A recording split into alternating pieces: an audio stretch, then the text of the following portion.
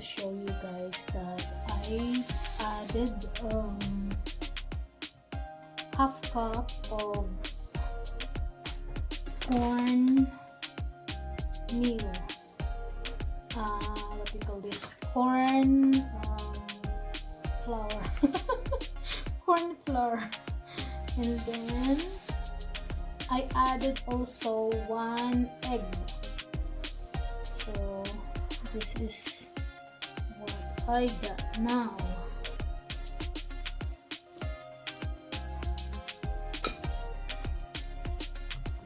So ang gagawin lang natin guys ay ilapad-lapad sa kamay. Just I have clean hands. So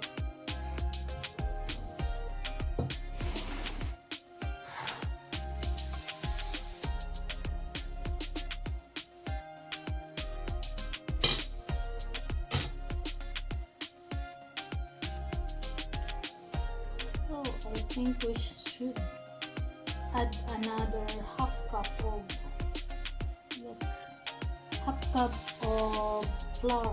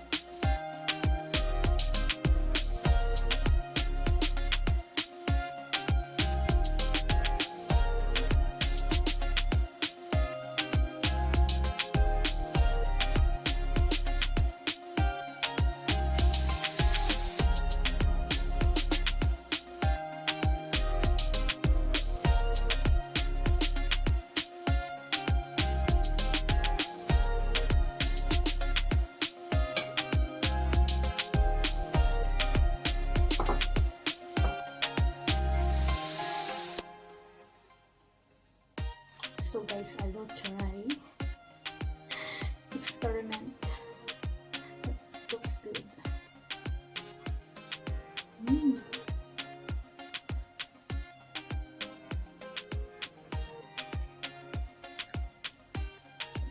Yung taste niya tama lang, kahit na half teaspoon lang ang salt na nilagay ko.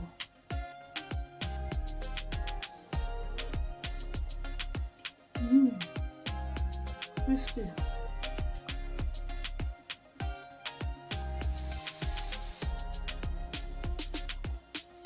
i-deep fry mo siya mga 3 minutes. Makikita nyo naman yung color niya.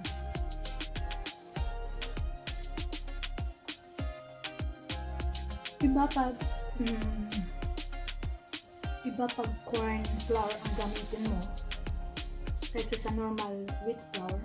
Mas maganda yung corn flour na ano siya, malinamnam.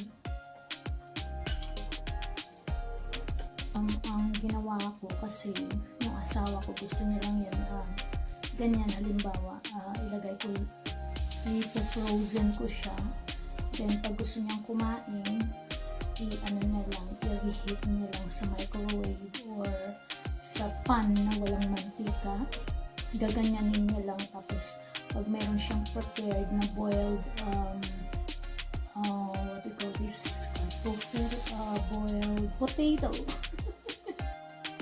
boiled potato, so ayun lang, initin niya lang yun, tapos yan na yung ulam niya, ganun. So ayan ang gagawin ko guys, kasi ngayon na ay lockdown, so I need to store easy to prepare food.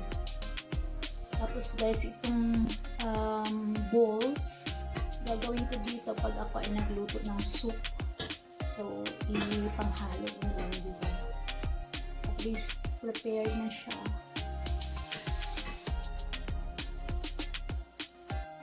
Gusto ko kasi fresh talaga na gagawin ko yung ground meat, yung bawang.